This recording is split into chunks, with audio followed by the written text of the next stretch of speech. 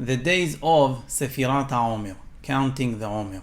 We have a mitzvah from the Torah to count 50 days from the first day of Pesach, and then we are receiving the Torah. So that is already showing us that those are good days. The Ramban al-Nahmani writes that those days, the days of Sefirat HaOmer, they're almost like Hol HaMoed. They are holy days, they are special days. And the question is, if so, why do we mourn? We see, we go around today and we see a lot of people are growing their beards and not listening to music. There are no weddings, and we have a lot of actions that we take, which are mourning actions, and that seems to not fit the days of Sefirat HaOmer. Now, as a side note, we'll just remind what we learned in the summer, that these days that we are in is different than the days of Ben HaMetzarim. The days from 17th of Tammuz until Tisha B'Av, those are actually sad days. Those are days of destruction, days that we lost the temple twice, we lost Jerusalem, a lot of people died. So the days themselves are sad days. They're days of Puranut, of payment, like punishment from Hashem. But the days of Sefirat HaOmer, the actual days, are happy days. So the reason that why we mourn, we know, because Rabbi Akiva, within that period of time, some say within 30 days, 33 days, and some say it took 50 days, but Rabbi Akiva lost 24,000 students within 50 days maximum, and therefore we are mourning.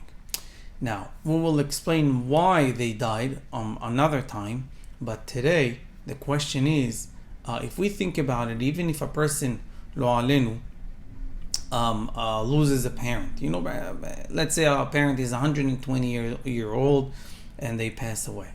So the first year, we know we take actions of mourning, we grow our beard for 30 days, we mourn for 1 year.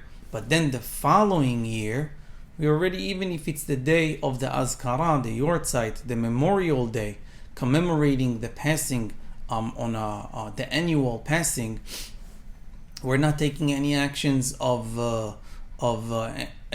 mourning. People are still coming with nice clothes. They do, something in the synagogue so people can say berachot, but they come regular, they don't grow.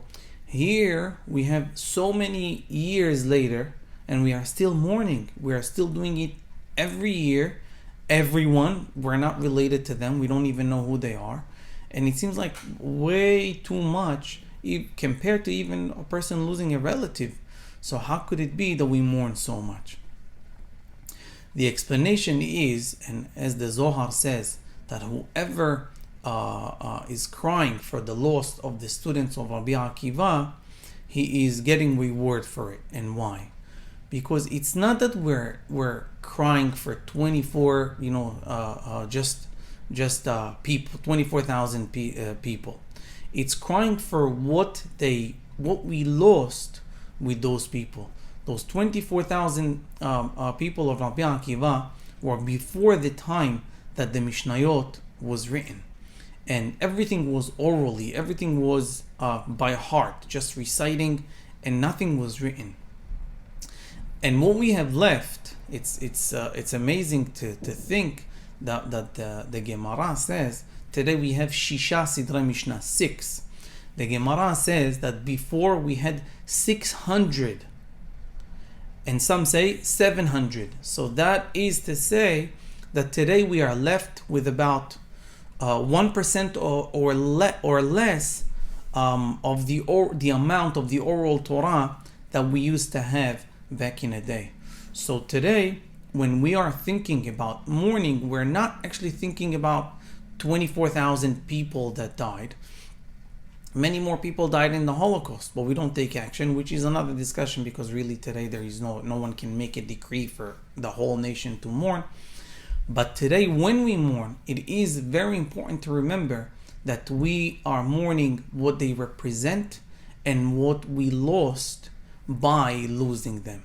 we're not just mourning for the people, we are actually mourning for the loss of the Torah that we had when we lost the students of Rabbi Akiva. God willing, we'll share in another class to explain why really they died. Rabbis are dying. This is also something that has to be addressed, and hopefully we will learn and look into it and learn from it what not to do. I wish you all a great day.